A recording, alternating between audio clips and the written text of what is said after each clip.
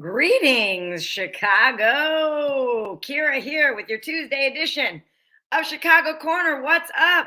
So glad you can make it. I'm super excited about tonight's show. We have a lot to cover and, a lot of things that get really, really in the weeds in regard to the new budget that was just passed, I believe, yesterday. So get excited. And also some a documentary essentially created an original documentary by our sister show, Hard Lens Media. So get excited. With me, as always, tonight is Mr. Jerry Vasilatos. Welcome, Jerry, to the show. So glad you could make it tonight. I know you were under the gun coming back from voting. How was your polling place? It was very busy. And even though I spent the time there to wait and do my civic duty, I didn't feel any better afterwards because, when you're voting for the judges, the retention, there's no challengers. I mean, it's a lot of categories didn't have any challengers. So it's like, you do this or you look for the libertarian. And I mean, I had looked at a couple libertarians and one, I forgot what the position was, but once I saw he was about closing borders and all kinds of stuff, I'm like, it was in the race against Duckworth. I'm like, nah, I'm just going to have to hold my nose and vote for Duckworth again because the libertarian wasn't doing it for me, even though I wanted to cast a vote against the status quo. So, we'll see what happens. Yeah, I didn't even vote for sheriff, so I was just like, no, fuck that. I'm not. I didn't want to vote for Dart either, nope. But I'm not going to vote for a Republican. No, I just left it blank. Oh, did you? I just left it blank. I was like, I just can't even. I couldn't even stomach it. Like Duckworth, I stomached. I like Zoink. Okay, I'll do that. Right, yeah. But like, I could not vote for Dart. I just couldn't. I didn't have it in me, so I just left it blank. Yeah, Pritzker wasn't that hard, but It is what it is. We talked about Election Day a lot on the Tuesday show at Hard Lens Media where I joined Kit. And let's just see where the dominoes fall. Is that the I felt the same way. I was like, well, off to go do the futile task of voting in the general elections. Yeah. I was like, I'm very cheery seeming now, but man, was I in a shit mood this morning when I was on my way to vote. I was like, this is so dumb. This is a waste of my time. And like, I don't want to spread like vote. It's important to vote, blah, blah, blah.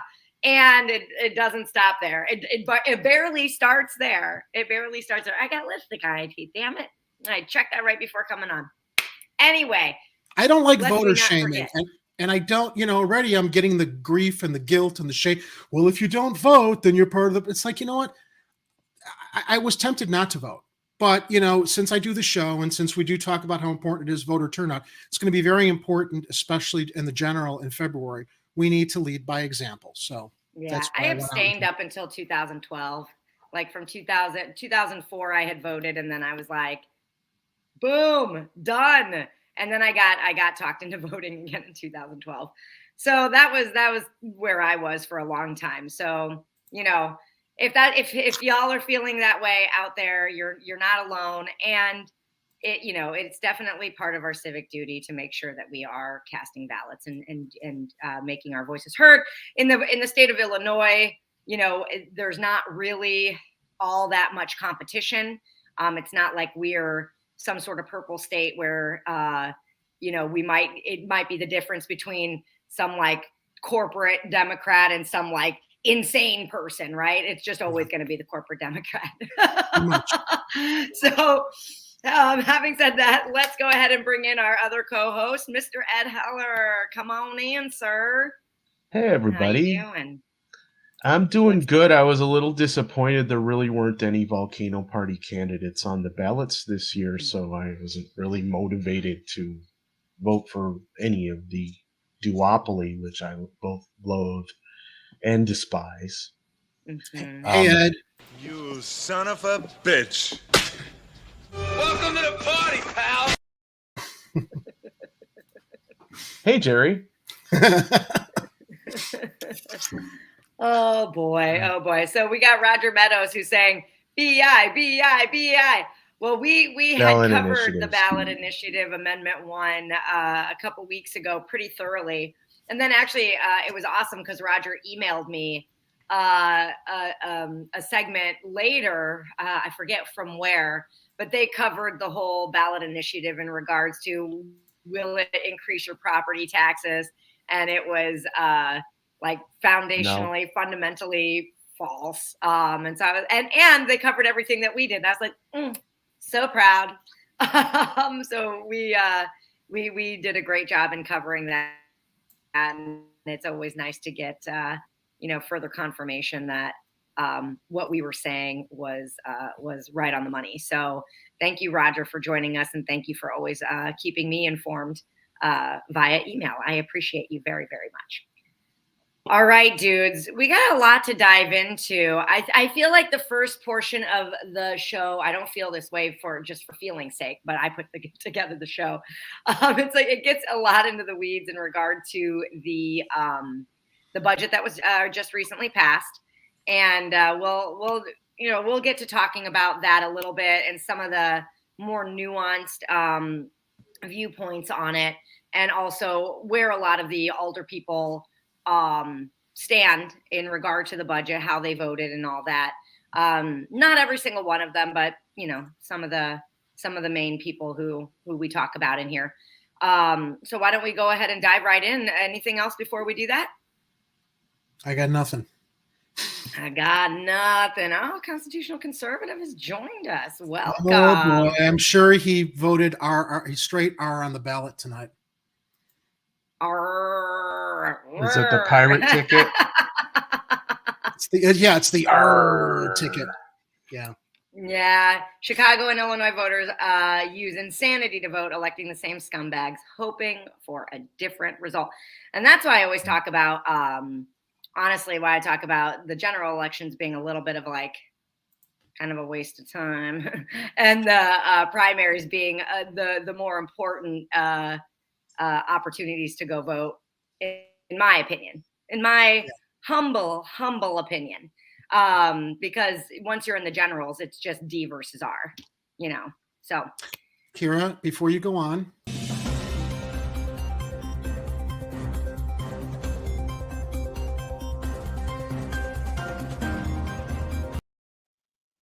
Pritzker's the projected winner. Was anybody in doubt? Nope, not a single person. In fact, really. I was gonna ask you guys, and it totally slipped my mind because I think we all know how our viewpoints at this point on the elections. I was gonna say, do we want to do like voter and election updates? It just popped up in my email as we were talking. So I mean, people can watch that stuff online. I mean, you've got a pretty heavy show lineup. If people want to, I mean, look, everybody's sharing the results. I just saw that email pop in. I'm like, well, I don't think anybody doubted that for a moment. I was not losing any sleep over that. That's for damn sure. Yeah. All right. It looks like Tammy Duckworth is also got. Shocker. Wow. I'm about to poop my pants over here. All right. Of course, they only got 7% of the votes in. I still don't understand how they're doing this. Yeah. And I mean, people are able to send in their ballots as postmarked as late as today, right? So I know that a lot of the numbers start rolling in much later than actual election day. So we need more of jumbo shit, says Constitutional Conservative. I love it. No. I love it. Just one more thing before we get into those city council weeds. Just about the elections. Don't they usually wait until after all the regular votes are in before they count the absentee or mail-in ballots? As far as I know. So, like, why do they call anything? I think in this case, Ed, this case, the fact that he's beating Darren Bailey, everybody wanted to just trounce on that. I guess Tulsi's endorsement really wasn't worth what she thought it would be coming to Illinois. Tulsi, who's disappointed me. Well, Bailey also did a lot of. Go ahead, Ed. We pretty much knew he was a Pied Piper candidate anyway. He was a Pied Piper candidate, absolutely. Which don't love that strategy either, but that's neither here nor there. It's over.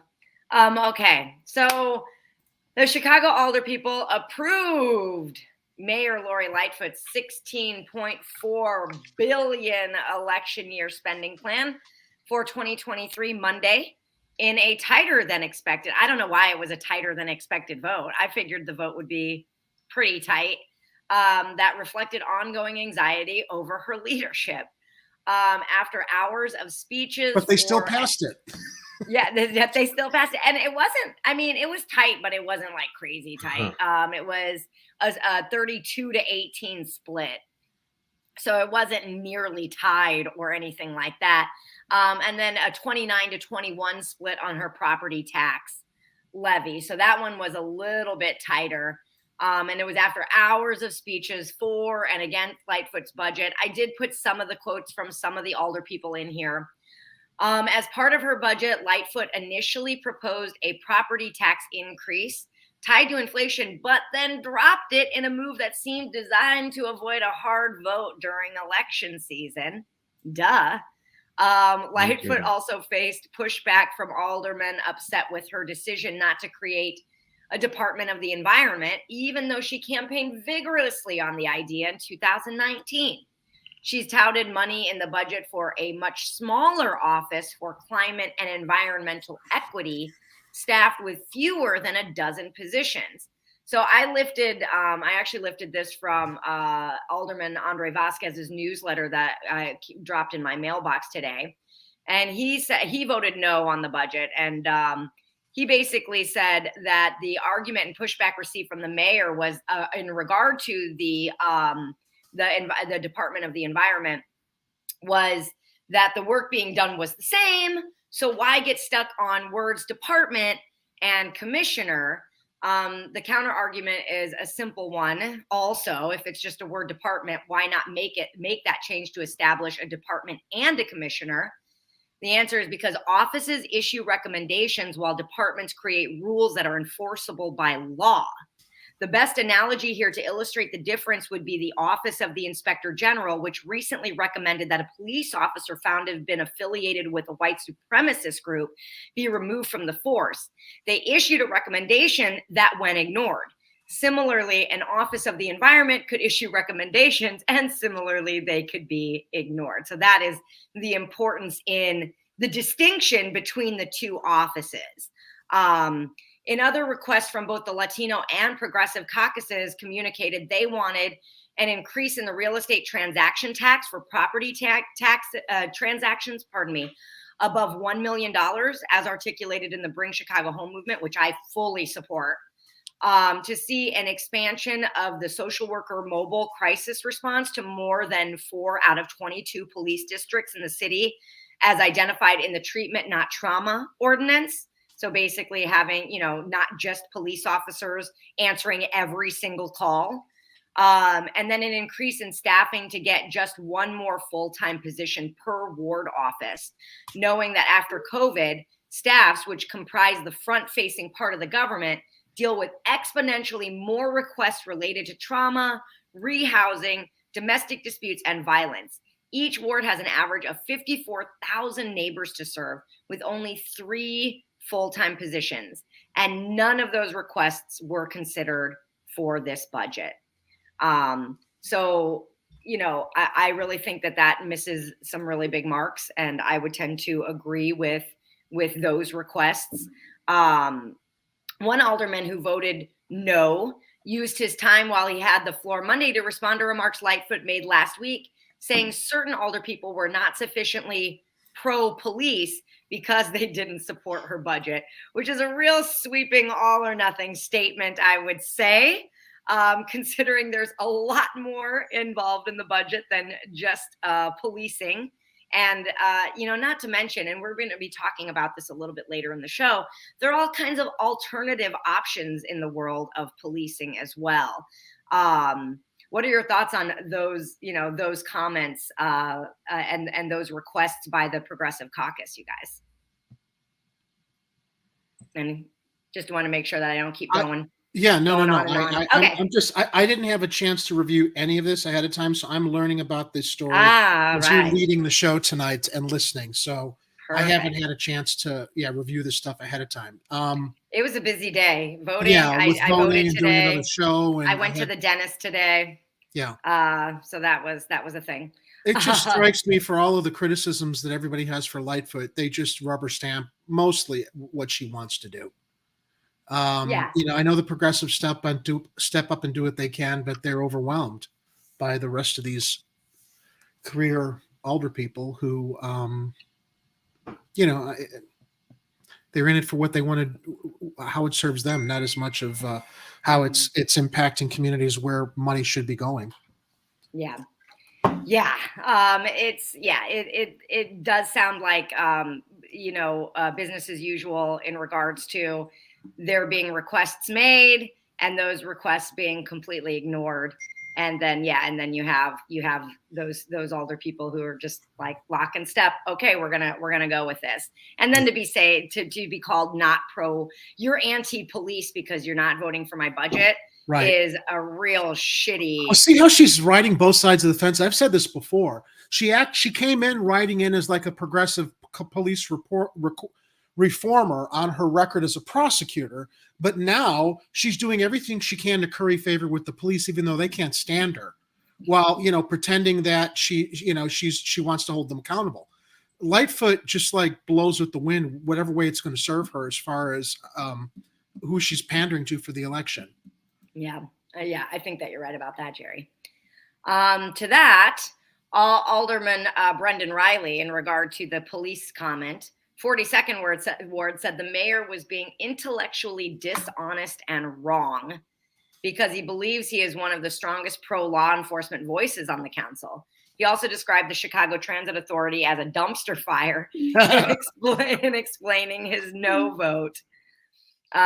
This budget sends more money to CEA, Riley said. We're investing more Chicago tax dollars in a failing transit system that is not only unreliable, but unsafe. Well, and we're going to be talking soon about some of the CTA safety stuff. Now, Ed, I can tell you have something to say. Why don't you go for it before I make commentary on that? Yeah, he's calling the CTA a dumpster fire. And the truth is that if the CTA had a larger budget to do proper operating, it would actually be able to function better. He's saying, let's not put any more money into a system that is not working because it's not working. And then, and this is that, but then when we talk about the police budget, they do a complete 180 on that. That's right. This is, we have a situation where there is an institutionally bad system, and I'm talking about the police, not the CTA. I'm talking about a system that has been operating in a bad way for the citizens for so long. They think that they can just throw money at it and it's going to get fixed. Mm-hmm. This is entirely different from a public transportation system. And public schooling also, because that's the argument with CPS is like, oh, it's broken. We need to take the money out of it and put it into private charter schools or whatever. And it's like, okay, so why that logic for all of these other things? But we're actually going to get into police funding in a little bit, and I think that you guys are like going to be shocked with the story that I found in regards to policing. I also wanted to highlight what Mary said here. I never heard about our elderly people. They are people that also work before and deserve to be taken care of, and give them the helps of supportive help to them. I've seen older people struggling financially. Anyone? And there, I didn't read anything like very specific in regards to elderly help, and I definitely think that people in their later years should be comfortable. Mary, it is disappointing. And thank you for tuning in from Facebook there. I keep forgetting to tell everybody we're also live there and on Rokfin. Oh, I never noticed that you could tell where people were tuning in from. Until we get copyright stricken, and then I appeal it, and then they restore it. And I got to tell you something funny too. Anytime we get a Facebook copyright strike, I use naughty language when I appeal. I'm just like, why are you wasting our time? You dots. you all get some live eyes on this. This is fair use because of blah, blah, blah. And Mhm. they lift the restriction. So I'm just like, then I feel bad that I used naughty language. But it's like every other broadcast. It's like they're going to lift the strike. Why aren't they just doing things right to begin with to Right. properly filter what is fair use and which nobody should have to waste their time having to appeal? Yeah, agreed. I definitely agree. Thank you, Signet. I like that comment. Oh, yay. Thank you. Yeah, no, and Mary says this, and no one wants to be a police in the city, and they're tired, and I agree with that. They're overworked, and they're not getting the time off they need. They're exhausted. I don't know why anybody would want to be a police officer, in my opinion. I think that sounds like a horrible job, but Yeah. I think that there are. I just think that internally, and like I said, we're going to be getting to a story in regards to the funding of the police. Internally, there's just got to be something really, really, really going wrong over at the police department when you hear about how much funding they're actually getting. Yeah. So ahead of Monday's vote, Lightfoot had gone on the radio and blasted a member of the city council, Southwest Side Alderman Matt O'Shea, 19th, for not backing her budget and questioned his support for law enforcement. Lightfoot also criticized downtown aldermen, of which Riley is one. For his part, O'Shea, who did end up voting no, bristled at the notion that he doesn't support police and fired back that her spending plan doesn't do enough to keep cops from retiring at exorbitant rates. Another provision of, so basically, making sure they're not in a mass exodus. Another provision of Lightfoot's budget that faced scrutiny was the move to lower the maximum combined fines for vehicles blocking bike lanes or containing tinted windows or obscured license plate from $500 down to $250. A city law department official explained that an Illinois appeals court ruling this year mandated the lower cap, and only an amendment to state law can change that. Aldermen criticized the Lightfoot administration for not addressing the problem, which they said will hurt public safety and the city's finances. I'm not completely sure how I feel about that being lowered from 500 down to 250 as a maximum fine in regards to vehicles. I'm a biker. But I've also blocked a bike lane with my car. So, I'm not totally, I don't feel really strongly one way or the other in regards to that. And I don't know if you guys do. And I'm not totally sure what the safety what safety precautions getting she's lowering based on. Yeah, she's lowering it from 500 to 250, and this is maximum fine for and tinted windows, blocked license plates, and blocking bike lanes with your car. I think any reduction of these fines is good. I think everything else is a cash grab anyway. And look at how smug she looks in that chair. I just want to go up there and slap her in the face. She's just so horrible. And these alder people for supporting all this stuff when we know how bad. I'm waiting to see if there's anything in what came out in the budget regarding how the city's going to afford NASCAR next year. All the money that's going to be spent on that. Did that come out? No, that hasn't come out yet. I Okay. mean, I think as far as she's banking on, no pun intended, NASCAR being a source of income. What I'm curious about is what the cleanup is going to cost, and if NASCAR's contract and the preparation, and how much of NASCAR's contract actually answers to that. Because we do know with some of these music festivals, they're not, they don't need to be as responsible like at 100% level in cleanup the way that they ought to be. And well, so people are already shocked at how little the city is going to be making from NASCAR to host this.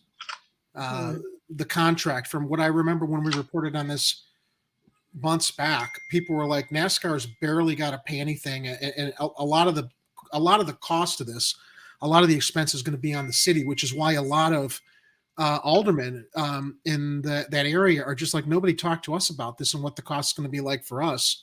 To deal with this, the impact on businesses, the impact on people who live in that neighborhood, off of Millennium Park and Lakeshore Drive and Columbus Drive.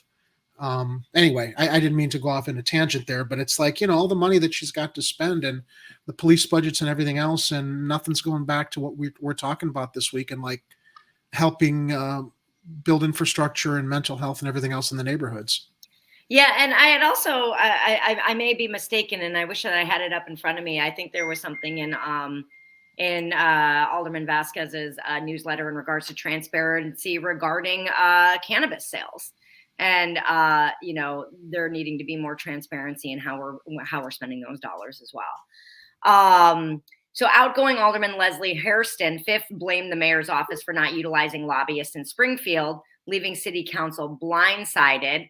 Oh, that's because they're saying that $500 to $250 deduction was a state law that created that necessary change.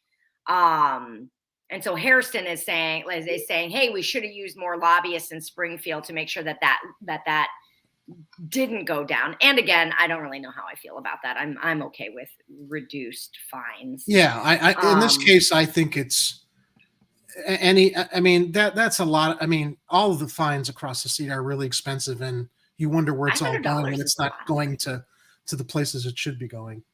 And I'm also curious if people are even aware of the fact that the max fine is $500. Now it's $250. Like, oh shit, I guess I'll park in all the bike lanes. I don't think anybody wants really the attitude around that. So no, I don't think anyone wants to risk a $250 ticket, let alone a $500 ticket. Yeah, absolutely. Yeah, but the wealthy don't care. Well, but how many of the wealthy are like parking places and they're not and being driven around or ride shared or that's a good point. Yeah, I think that. Yeah, from my own experience, there's such a limited amount of parking now that streets are congested with bike lanes. And no offense, Kira, I think it's great people want to bike, but I'm also looking at how the streets are congested and how some bikers, not yourself, seem to think that everything's got to revolve around biking and they ignore the congestion and the traffic problems that it causes, and they're not paying any taxes themselves. They're not following the rules of the road. A lot of the time, some bikers do tend to make dangerous situations. I got into it with somebody on Twitter. Mary is saying here, just so everybody's aware. Yeah, Mary's kind of saying the same thing. Go ahead, Jerry. No, I made my point. I like to bike, but when I do bike, I don't feel I'm entitled as a biker as much as a lot of people do with how lanes have proliferated all around the city, which then allow the city to start fining people because they're blocking this, that, or the other. Congestion and traffic congestion is doubled. It's just a mess. Yeah. So I've been a biker in the city. I was a biker for 15 years before I ended up moving to Oak Park, which is where I live now. And, I was a biker that biked round season. So I was in the winter, in the rain, in the sun, all of it. And I have never gotten into an accident with a car other than once where I got doored, where somebody opened their car door and it hit me. And I was approaching a stoplight at the time. Thank goodness. I'm a biker who stops for stoplights. Thank goodness, because I wasn't going fast enough to actually have that have been of anything of consequence. And so I do think that there is a large responsibility on the shoulders of bikers to keep themselves safe. And like I said, this coming from someone who's biked year round for 15 years in the city, I've always found that it is my responsibility in large part to keep myself safe. I biked today to go to the dentist, and I did, here's the deal. Here's the funny thing. This is a total tangent, but here's the funny thing about those protected bike lanes, right? So you have the cars that separate the bike lane from the street, right? I have found those to be incredibly problematic as a biker. I would rather be biking next to the moving cars, because otherwise the cars that are turning right don't see you. Yeah. And so I had a vehicle turn right in front of me today to get into the Jewel parking lot. And, it wasn't like a super close call, but I certainly had to put on my brakes and come to a pretty quick stop. And I couldn't blame the driver because there's a line of cars blocking his vision of me, the biker, to turn right. And so it's funny because some of these really these efforts that are put forth are, I think they're valid ones and valiant ones. But sometimes they don't actually work out as well as you might think. The solution so I think needs to be thought about a little. The solution to safety, and we've, again, not a whole tangent, but there are so many long stretches of untraveled pedestrian sidewalks, okay, all over the city. And the safest, and if a pedestrian is on the sidewalk, if you reform the laws to like figure out a way to like make bicycles able to share sidewalks with pedestrians where pedestrians are, or use the long stretches of sidewalks that aren't even traveled by pedestrians, I would rather be a pedestrian on a sidewalk with a bike sharing it with me than be a bicyclist in the street with a big motorized vehicle coming towards me. And I don't know how bicyclists manage to bike in the winter with the sloshy, slippery streets. To me, that's like suicide. But it's just, and I see some bikers out in the winter. I'm just like, I would never want to do that. It's just too dangerous. I mean, this weather is not, bicycles are for like clean, warm weather and clear passageways, not sloshy ice. For some bikers, bikers. Ideally, I would never want to risk my safety that way as a biker, even if I had two good legs. So anyway. Yeah, I enjoy biking in the winter. In college, I had a mountain bike, and I went to school up in the Upper Peninsula of Michigan, where they get a lot of snow. So before I had a car, that was my only mode of transportation to some of the classes that I had to go to.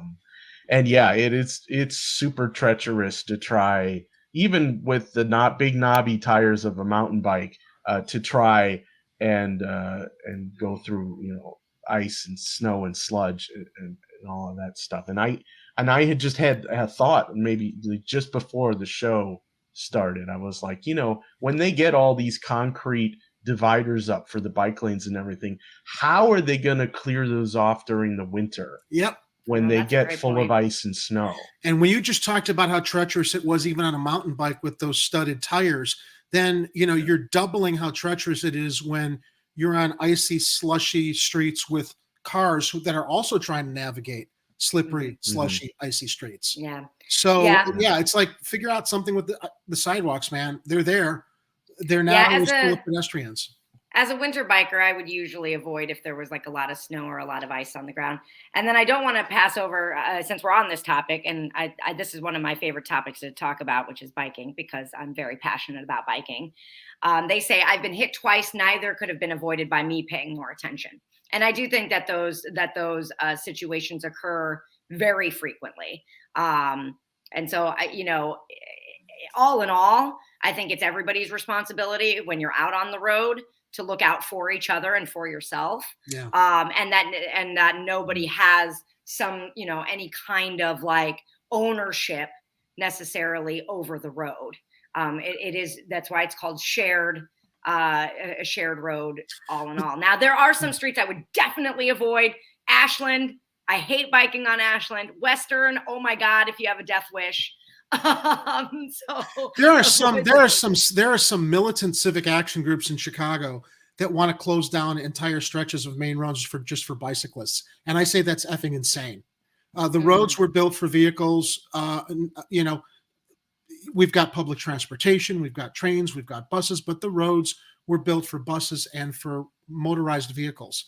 So if there's a way to like share safely with bicyclists, great. I just don't see that happening. I see all the congestion. I see what Ed just mentioned with like the separated lanes with the concrete dividers and all that open sidewalk space in a lot of places that's unused, where you see bike lanes, narrowing the street into one lane. So it's all about civic planning and efficiency. And I guess, I look at stuff, I'm like hyper focused on being efficient.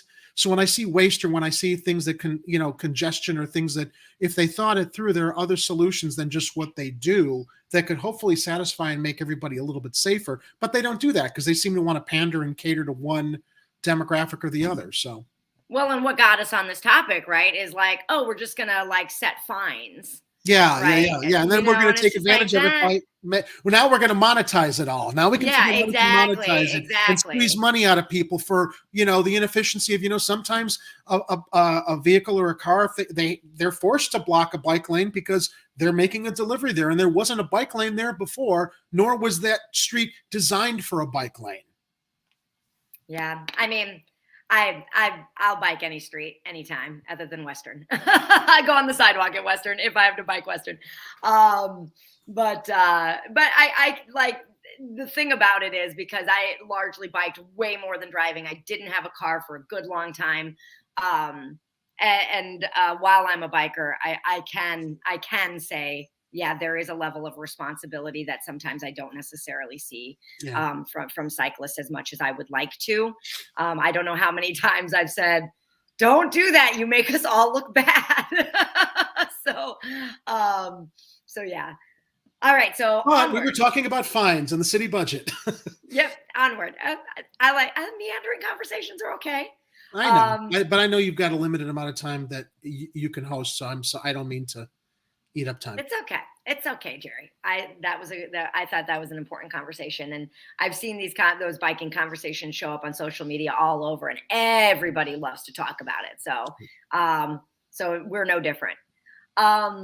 So before the vote on Monday, Alderman Daniel Espada of the First Ward said that though he backed Lightfoot's last budget, he could not vote yes this time because he is disillusioned with what he said were priorities that have fallen on deaf ears, such as homeless prevention and youth anti-violence programming. Outgoing Alderman Harry Osterman, I was kind of surprised by this one, 48th, praised aspects of the plan for tackling homelessness, but warned his colleagues that there must be better communication with Chicago Police Department leadership before next summer. He also criticized the city for what he said was a slow pace in spending this year's anti-violence programming funds. And from what I understand, only 10% of this year's anti-violence programming funds has been spent, which is bonkers. Why? What? Why? So yeah, Osterman says, quote, "You go into violence with everything you got, the kitchen sink. You knock it down and you make it safe," Osterman said. We don't have the luxury to wait and use the money glacially over the next 5 to 10 years. We use the money. now. What did he say? Glacially. What does that mean? Like glacier, like a glacier, movement of a glacier is very slow, right? But some council members said the real mistake in tackling safety in the city was too much funding for Chicago police that could be better spent investing in schools and social services. I agree with that.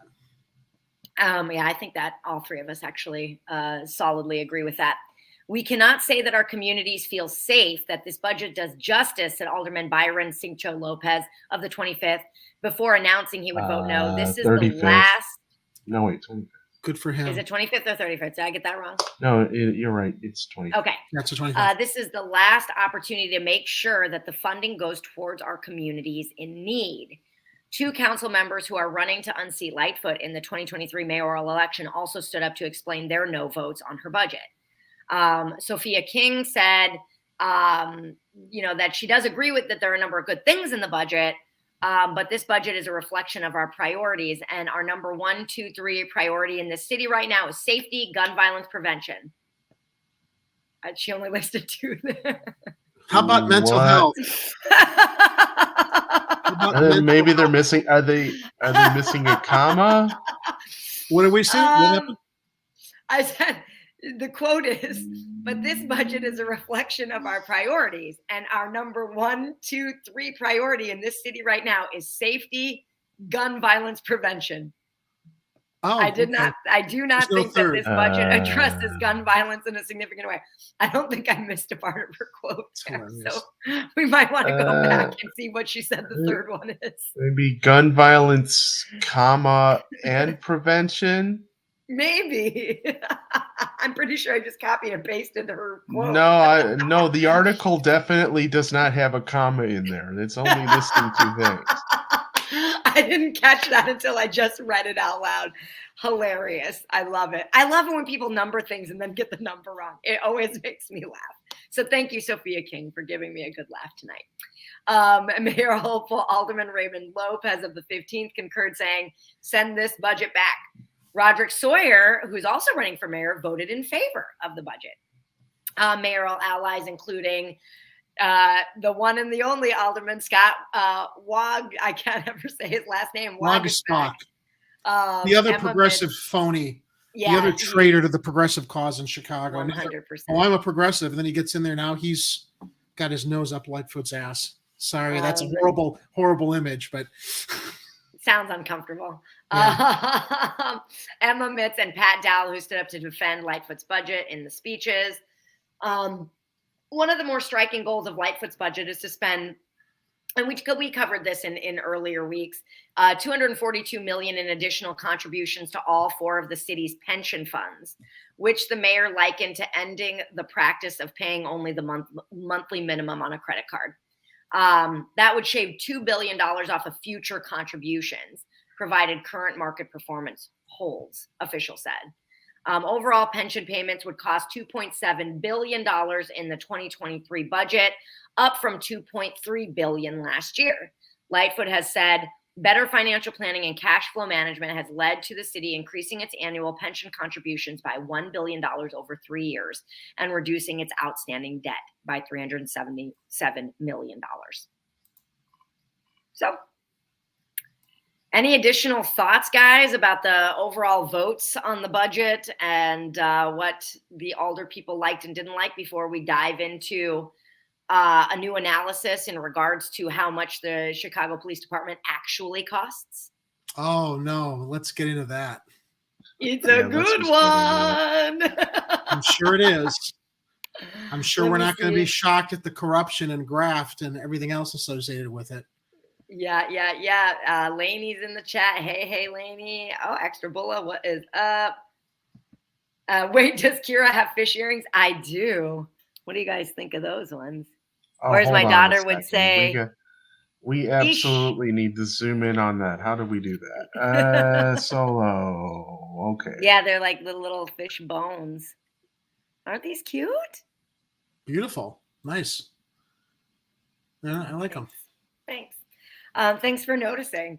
Yeah, and mental health facilities are what would help most. Yeah, and I love how it was like barely mentioned. I know that there's like a general, funds and stuff like that, but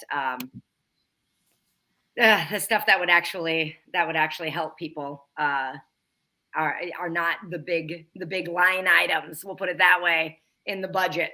So let's talk about CPD a little bit. So a new analysis from a former employee of the City Council's Office of Financial Analysis suggests that the police department's stated budget has vastly underestimated the true annual cost of the department. The mayor's $16.4 billion spending plan calls for an overall CPT budget of $1.94 billion next year, and that's up from last year's $1.88 billion. So this year's, but last year's budget. But according to this latest analysis, when including other costs attributed to CPD that fall in lesser known budget buckets, the true cost is actually a little over $3 billion. Previous police budgets under Mayor Rahm Emanuel's administration have similarly appeared billions of dollars smaller than their real cost. So Jonathan Silverstein is a former COFA analyst, argues that the city should be more transparent in its budgeting practices and show how major costs, such as pensions, overruns and overtime, and legal settlements, benefits, and fleet and facility management should all be included when looking at the Chicago Police Department costs, which makes a lot of sense. So he gets into where those other funds are actually allocated inside the budget that hide the true cost of the Chicago Police Department. And another cover-up. What a surprise. 100%. And what this lack of transparency does around one of the biggest line items is basically doesn't allow us to actually look at how effective our spending is in the world. Everybody's so concerned about violence and concerned about making sure that our streets are safe. And when we're actually looking at how we're spending our money toward that, it's all being obfuscated by all of these other, what they're calling budget buckets that these items are going into. So, Silverstein and others acknowledge this issue is true of several other city departments whose pension and benefit costs are in other budget buckets, but CPD deserves special attention for its size and the extent that it drives up the overall budget with overtime and legal costs that exceed budgeted amounts. CPD responsibilities are also a significant cost driver at the newly created Office of Public Safety Administration, which provides shared services for Chicago's public safety departments. A recent analysis from the Better Government Association suggested that office costs more than it saved. Okay, so this was a new office that Lightfoot had set up that said it would be a money saver, and it actually ended up costing more, to the tune of about $135 million. Jesus Christ. City is pushing back against. And there's a link in the article that's in the show notes that goes into that analysis from the Better Government Association that I didn't get into the weeds on that one here because I knew that this was already going to be a long conversation regarding budget. So you can check that out too. Well, it also says in the article, the Better Government Association suggested that office costs more than it's saved, which the city is pushing back against. Yes. Of course they are. Yeah, absolutely. So Lawrence Massal, who is the head of the Civic Federation, a fiscal watchdog group, said the analysis points to the biggest policy debate going on in the cities across the country. How much should we be spending on policing? Massal said that while the Civic Federation doesn't evaluate other organizations' research, Silverstein's analysis appears reasonable based on the Federation's past reviews of city budgets. The Civic Federation has similarly sounded the alarm that the city lumping costs together in the budget bucket known as finance general, which includes debt, insurance premiums, pension contributions, and other benefits for employees across city government.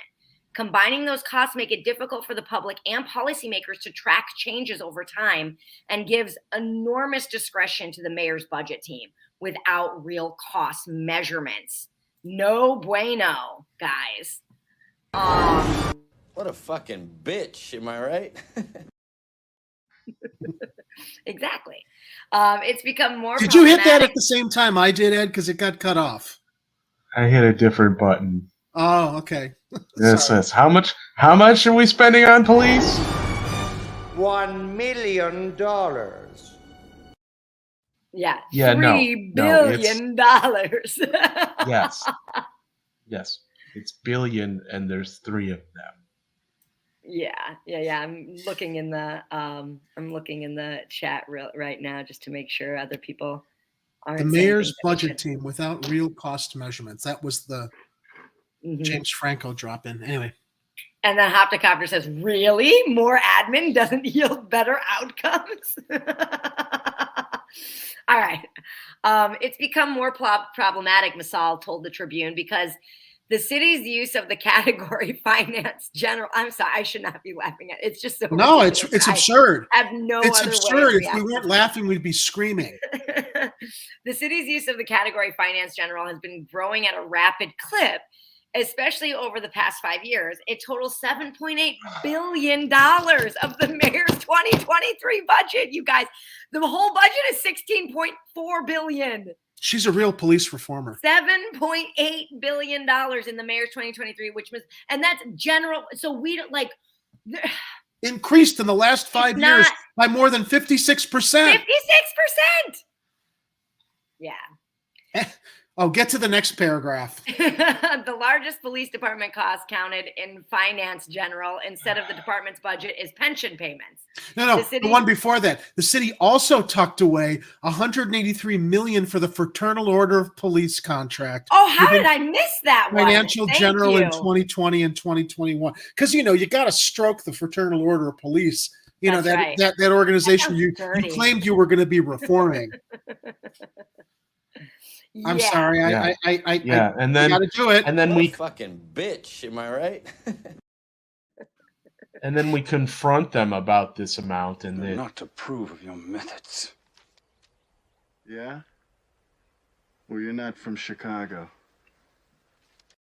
The only two good cops that ever came out of Chicago. Kevin Costner and Sean Connery. Anyway. The largest police department cost counted in finance general instead of the department's budget is pension payments. The city pays into two funds for CPD employees, one for sworn officers and another for civilian employees. And payments to the policeman's annuity and benefit fund of Chicago for sworn officers total $5.3 billion between 2012 and 2022. I like this comment. Could always start borrowing against the police pension. Sure, why not? Yeah, Should be and doing. pays for the civilian employee pensions, estimating during the same period more than $330 million for the municipal employees annuity and benefit fund for CPD employees. Benefits are also a significant cost driver in finance general, including premiums, insurance claims, deferred compensation and disability, and line of duty deaths. Based on the department's headcount, he found the city had paid more than $2 billion in such benefits in those 10 years, 2012 to 2022. And the city does not include the cost of CPD's fleet of vehicles or the cost of building maintenance and utilities. You know, they in don't its give them police bulletproof budget. vests. They don't cover the bulletproof vests either. This is Cops bonkers. are responsible for buying their own bulletproof vests. Oh, wow. You didn't know that? There are fundraisers all over Or the the- city. Help us raise money so that our Chicago police officers can afford their bulletproof vests. And all this their money is being updates. All this tested. money and they can't get bulletproof. Okay. It's instead managed by the Department of Assets and Information Services. Oh, God. Silverstein obtained cost estimates for various police stations and CPD headquarters, utilities, and vehicle repair costs between 2017 and 2019 and adjusted them for previous years based on inflation. Together, he estimates they have cost the city more than $30 million per year. By comparison, other large cities Silverstein's looked at, such as Los Angeles, Houston, and Phoenix, include the cost of pensions and employee benefits in their police budgets and analysis notes. While New York City doesn't include pension and retirement costs in its police budget, spending on building services, natural gas and electricity, and vehicle fuel and maintenance is reflected in the NYPD's budget. Houston includes fleet services, Los Angeles budgets for water and electricity, building services, and bond interest and redemption. Phoenix's budget notes out services provided to its police department from nearly 24 other departments. Let's explain this graph too. The light blue is the pensions paid out to civilian CPD employees, and the dark blue is payments to for sworn officers. For sworn officers, yeah. So those over 10 years time. Yeah, those are the numbers that I had read up here. That over that 10 years for sworn officers, $5.3 billion, and over that 10-year time, $330 million. 330 million. Yeah. So that's what that looks like in graph form. So. Oh, I like the next graph. Legal settlements and overtime overruns. Yeah, they got all kinds. This is an extensive article as well. So definitely check it out if you want more details than what I'm sharing here. Yep. So Masala and Silverstein credit Lightfoot's administration with certain budget improvements, including moving the cost of legal settlements and judgments into the CPD's budget, and for better budgeting on settlements and overtime. Even with those improvements, though, both have still been over budgeted in recent years. Yeah, great. Move it into their Over budget, budget but then in recent years. move it into the CPD's budget, but then we're funding that budget. Right, exactly. For all the settlements and overtime. And look at the settlement graph. Legal settlement and overtime overruns. CPD settlements, well, okay, so CPD settlements is still less than CPD overtime, but wow. And then the city paid out $639 million in police-related judgments and settlements between 2012 and 2021, but only budgeted for $329 million in that span. It went over budget every year except 2020, when courts were largely shut down because of the pandemic. They also, between 2012 and 2021, budgeted for roughly $720 million in CPD overtime, but spent $1.2 billion, which is what we're seeing in those graphs right there. So not only are they like hiding costs of the police department, they're also, whatever they are budgeting, they're going over on their budget anyway. Kara Hendrickson, executive director of the Good Government Group BPI, said, this report, the city's budget overall, should really be causing Chicagoans to ask whether their money is being spent effectively to promote public safety. Good point. Hendrickson said the report raised questions about cost controls and budget transparency overall. She pointed out that a number of technology contracts that the city uses, like ShotSpotter, are expenses that are included under the Office of Public Safety Administration rather than the CPD budget. Reducing the police department's budget and also making it harder for communities who may be concerned about surveillance or the use of technology like ShotSpotter from analyzing how those tax dollars are being spent by the department. Yeah, I think that the transparency around everything in our budget is incredibly important so that we can look at everything, guided by the truth. I'd pay for my own bulletproof vest as a pesky citizen if I was allowed to own one. I want to get home alive. I was never aware that we're not allowed to buy bulletproof vests. Citizens not allowed to buy a bulletproof vest. I was shocked when I discovered that. I didn't realize that, that kind of security and safety is only specific. No, you can't buy a bulletproof vest. That can't be legal. It is in Illinois. That can't be. That's bonkers. Yep. That because can't I'm be sure right. I'm sure their reasoning is, well, that means the gangbangers are going to buy the bulletproof vests so that they can shoot at cops and can't be shot back at. I mean, it should not. I can't imagine they can make it illegal for people to buy protective clothing of any kind. That cannot be constitutional. I'm looking it up right now. I'm not sure where Hop to Copper's from, but I recall when I was actually looking into it at one point, I was curious. I recall being told, no, citizens can't buy bulletproof vests. Yeah, that's wild. And I'm looking right now. Hop to Copper, where do you live that you can buy one and keep it in the basement? Yeah. How do you expect cops to kill you if you're armored? Yeah, there's no. Scroogle is absolutely correct. Yeah. We actually have a section on reforming public safety in the Chicago Mayoral Pledge to the City that we affectionately call the Chicago Corner Manifesto. And I don't remember. Show notes. We should have a link in the show notes. Sorry, I didn't mean to step on you. Constitutional Conservative says never should have defunded the police. I don't remember when we did that. When did that happen? We haven't done in what alternate universe did that? Yeah, in what alternate universe did that happen? Dimension split, and somehow we've rejoined here. Let's see here. Okay, cool. Okay.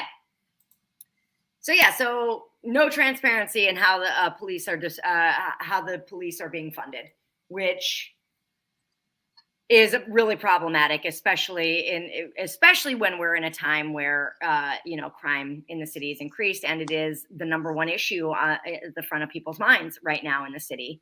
To not understand how our money is being spent and what would be more effective is a real shot in the foot, in my opinion. Alternatively, millions of dollars are being shifted in new education-related costs over to the Chicago public schools. What a surprise! That were a long part. What a fucking that were a surprise. long part of the city's budget. Okay, so shit about now teachers just or the students. opposite. Yeah, Jerry, exactly. Just the opposite is happening now with the Chicago public schools. Where basically things that were part of the city's budget are now being shouldered onto CPS. The mayor and her allies have said they view the changes as a necessary byproduct of the looming move to an elected school board, in which CPS will be independent from City Hall and no longer the mayor's responsibility. Lightfoot's administration also, get this is rich. Lightfoot's administration also has said that the changes are about, quote, ensuring that each sister agency pays its fair share and is self-sustaining. Is that what she said? That's what she said. What a fucking bitch, am I right?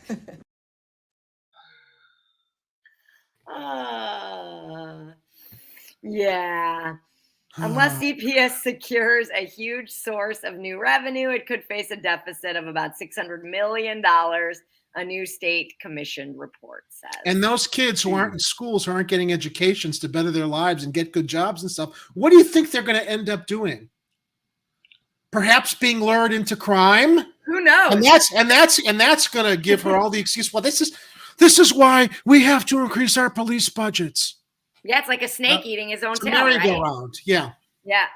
Remind me again how many billions of dollars are going to the police budget? There's $3 billion to the police. Now the CPS, the budget there. I'll get to it. I'm not finding it in this as I try to scan for it. But the CPS budget is pretty big. Even the mayor's handpicked Chicago Board of Education members have said they fear devastating consequences for families and educators, which could include school closing and mass layoffs, just as Chicago's elected school board takes power, which is convenient. The Board of Education President Miguel Deval and the school board voted earlier this year to take on millions in education-related expenses from City Hall. He said he still supports that move, but he has sounded the alarm on the financial hole he and his colleagues could be leaving for future leaders who take power in 2025, the year school closing moratorium ends. This is all so incredibly psychotically convenient. The new report, 9.4 billion. 9.4. I knew it was a big number. Can I do a quick? I need to do a very quick correction. I'm looking online. Apparently, you can buy a bulletproof vest in Illinois. It does not have any additional body armor laws pertaining to retailers in Illinois. Any civilian can purchase and use a bulletproof vest unless that adult has been convicted of a felony. Bulletproof vests and all other body armor can be purchased online or face-to-face. However, it is illegal for an individual to wear body armor while in possession of a dangerous weapon other than a firearm during the commission or attempted commission of any offense. Unlawful use of body armor is a Class A misdemeanor. Okay, so the qualification is you can protect yourself, but if you're going to go out and commit a crime, then you're going to get in more trouble with it. So I just felt I needed to double check. Yeah, well, I wanted to double check the facts because I didn't want to say something that wasn't true here. So yeah, it's if you're committing crimes, do you care if they're going to throw an additional charge on you for wearing body armor? Of course not, but damn, I shouldn't have been wearing that body armor. But if somebody does want to buy a bulletproof vest for safety and they're not a criminal, I guess you are free to do it. So yeah, because I was thinking, I mean, some kids in some cities are buying these backpacks with Kevlar or metal protective things on them, and I'm like, because if kids can buy those, they can't possibly make body armor illegal. Right. Because the cops with the body armor and the bulletproof vests are standing outside of the classrooms while the mass shooters are inside killing the students. Oh, man. That's all very depressing. Anyway, the new report ordered by the state ahead of the move to the elected board and released last week detailed the so-called financial entanglements between City Hall and CPS, including the cost sharing between the two. It was meant to answer whether CPS will be able to operate independently under an elected school board without the help of City Hall, a structure the mayor has sought. A significant financial piece is a growing pension payment since Lightfoot took office. The expense is part of the city's legal obligation to escalate its funding of the municipal employees' annuity and benefit fund. One of the 4 benefit funds the city pays into, along with those for police officers, firefighters, and laborers. Were you about to say something? I almost want to go back to that other story about the police pensions to compare and contrast the city's reaction to funding or paying off some of those. Yeah. Basically, from what I understand, the police pensions are being swept under the rug in another fund so nobody can see them. And now they're saying that the pension payments for the teachers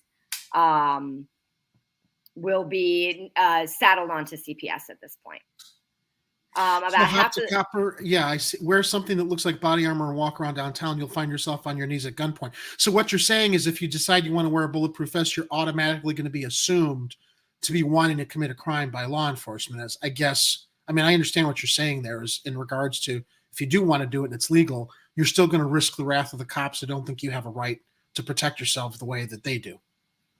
Well, yeah, I mean, you're going to get profiled in that way regardless. I mean, if you want to wear protective armor and walk around the city in places where cops are looking for people who are up to no good, I don't know, maybe put a jacket over that armor. Yeah, I was looking at bulletproof vests that you could hide under your clothing to protect yourself. Yeah. Actually, Yeah, I was well, researching for a script to see what was possible if someone were to do something like that.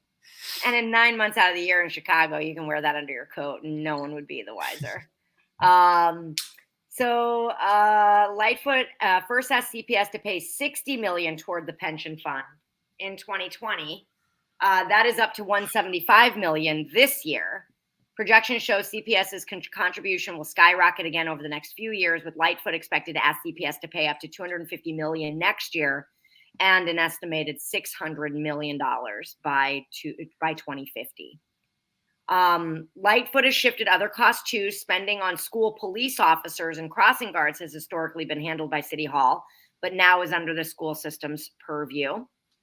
More money for cops. More money for cops, yep. To offset some of the burden, the mayor has given CPS millions in surplus dollars from tax increment financing. In 2019, the district received $163 million. Those funds over the past 3 years had more than made up for the shifting expenses, but the payments are a one-time revenue, and the new budget includes $218 million in TIF funds, which is $30 million less than the latest pension payment. So they're still in arrears on that. Del Valle said that he hopes the report spurs new discussion for increased education funding. Governor J.B. Pritzker vowed last week to beef up education spending if he's reelected this week. CPS is already only about two-thirds adequately funded to meet its students' needs, according to the state's own metrics, amounting to about $1 billion annually that CPS is missing. Its budget this year was $9.4 billion. There's nothing stopping the mayor from working with us and partnering to find revenue in Springfield or Washington, Teachers Union President Stacey Davis Gates said. Instead, we're fighting against her taking money from our budget. To be sure, the cost sharing between the city and CPS has gone both ways over the years, according to the entanglements report. The city waives water and sewer fees for CPS that amount to about $11 million a year. City Hall also passes on millions in grants for after-school programs and about $27 million from the CTA for free and reduced bus and train fares for low-income and homeless students. And the city, since 1997, had also levied millions in property taxes to cover debt costs from bonds that were used to repair schools and build new ones. The city is committed doing this until 2031. Meanwhile, Lightfoot has shifted $16.6 million to CPS for crossing guards and $10 million for school resource officers, even though they are employed by Chicago Police Department. And CPS gives the city about $80 million of federal money it receives for community-based preschool programs. So there's a lot of entanglements here. Long-standing imbalances in state law have created other challenges for CPS. Unlike suburban and downstate districts, Chicago's school board, for example, can't use a referendum to ask voters for more taxes to spend on operational costs, which is a roadblock CPS CEO Pedro Martinez this year called one of the biggest inequities that has existed since I can remember.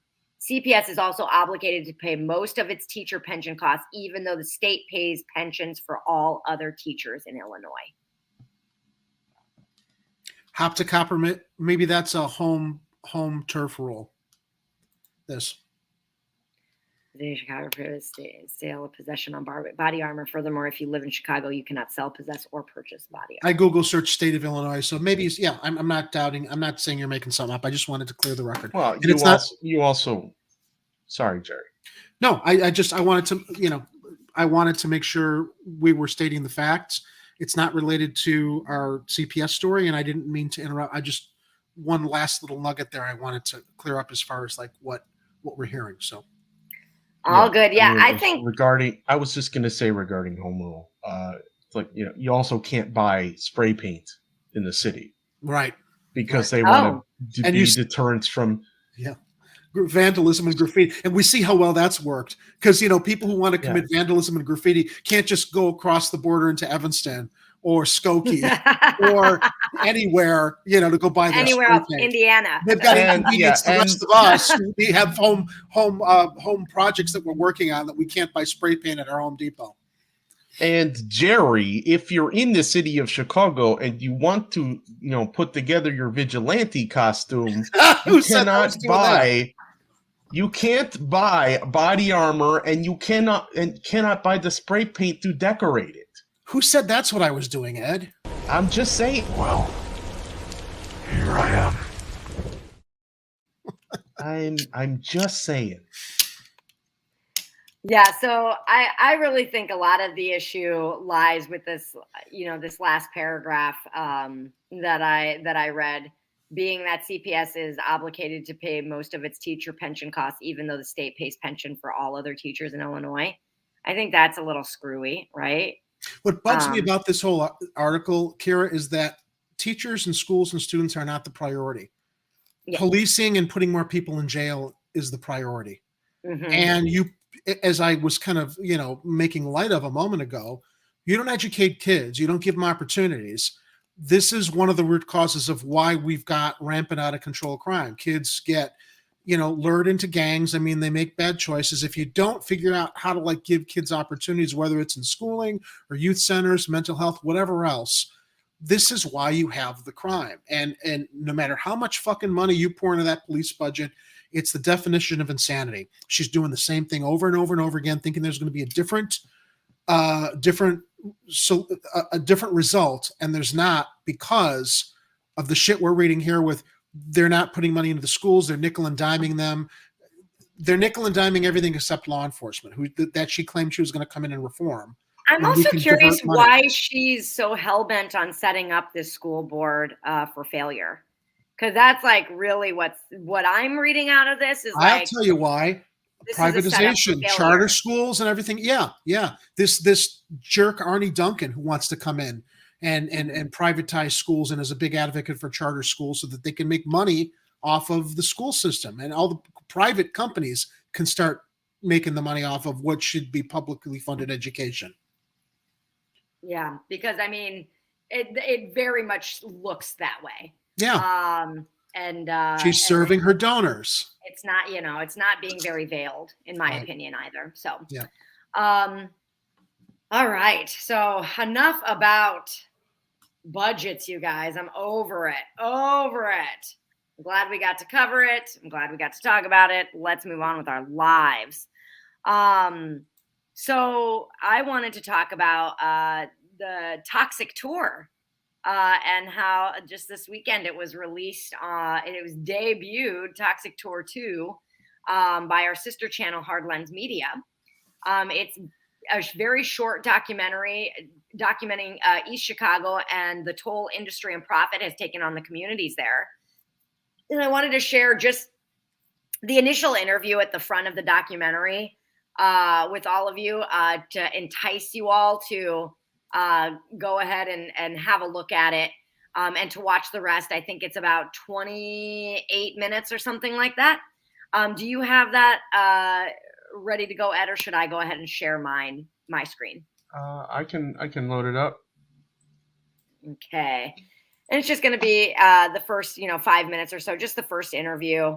And, feel free, you guys, obviously, to interject at any point because this guy, even in this initial interview, exposes some pretty harsh realities. So let's go ahead and have a look. That's all East Chicago. So what we have here in East Chicago and in Gary and in Weiss, you have people are conflicted. People are boosters for industry because that's where they used to work. They've lost a lot of jobs. People are starting to talk. They're starting to share about their health concerns. Prior to this era, people were silent. They were suffering silently.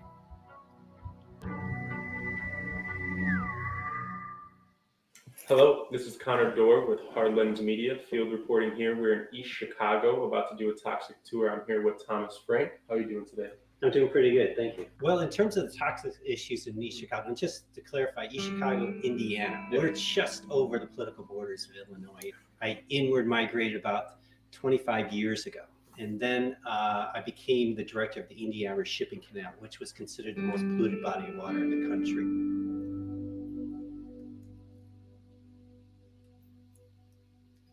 And was doing some comprehensive plan for the city and some regional plans. The Marquette plan I was involved with. And it's in doing that I got really aware of industrial legacy and the toxic legacy, because at that time, much of the industry was mothballing all their toxic legacy. They were scrambling, trying to get away from it. Here, we reindustrialized, and we're based on industrial capitalism, and those processes and methods of exploiting the land and the people are still in play. Now, just to give you an understanding, we're a severely impacted community, but we're like a lot of other 100, 200, 300 other sacrifice zones across the country. We're no different. You're going to find people like me in each one of those communities. They're going to be able to quote all the statistics. They're going to be able to tell you that they're ranked number 5 or number 1 in the country on this and this and that. It is rampant here.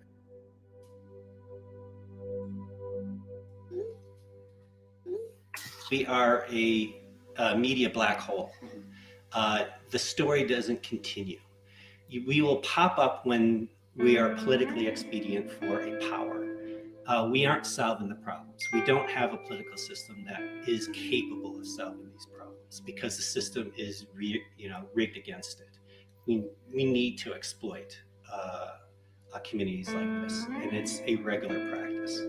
Now we're in 2022. The last time we were here was in 2018. Trump was president. Do you feel like the EPA has gotten any better under Democratic President Joe Biden?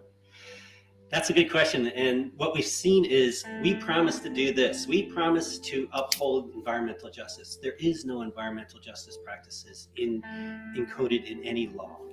And it is just rhetoric. And it's been kind of rhetoric for decades, especially coming from the Democrats. You're also going to see the largest tar sands refinery in the US, that's BP. DuPont property, that has been here since the very first oil refinery was located here with Standard Oil. Let's just say no good, dirty industries are allowed to locate and cluster in these kinds of communities because no other community wants them. And they have the power, the political power to say, no, we don't want you, and the economic power. Where I was going to say like the money. They have the money to say, no, we don't want them. What kind of power does the EPA even have here in East Chicago? The EPA brokers the public process, and they broker it on behalf of its stakeholders. And that's usually industry and the power establishment, which is often established through the industry. In Indiana, we have IDEM, Indiana Department of Environmental Management, which is really just an economic development arm of some lobbyists and the industrial base here. So do you feel like the EPA has, done their part in East Chicago, Indiana, or do you think that they can be doing so much more? And if so, what things can they do more? Well, first of all, they need to get rid of their economic measure for contaminations. They do cost-benefit analysis. Well, that's what an economist does, cost-benefit analysis. And that's how they treat the environment and they treat the people.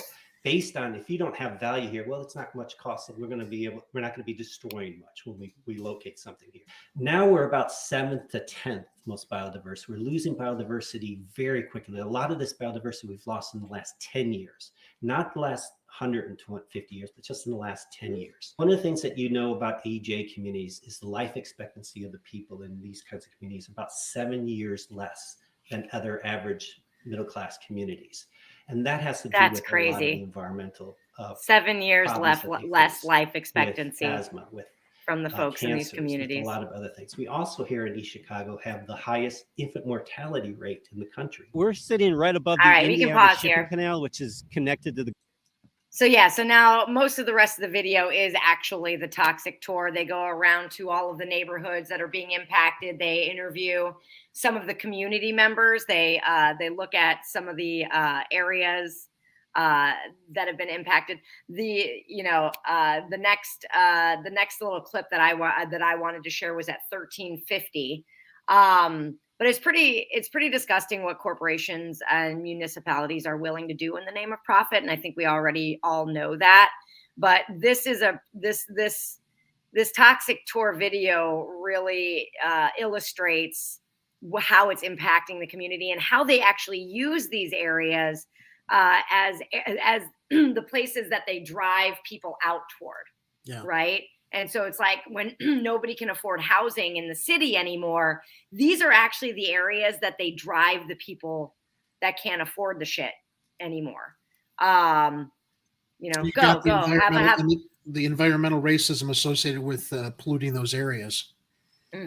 absolutely. And so, I mean, that's this short documentary does a very good job of showing that and talking about it and really, you know, you may, I don't know that anybody this show would be watching this show would be wondering this, but you might think like, why should we care about East Chicago and Indiana?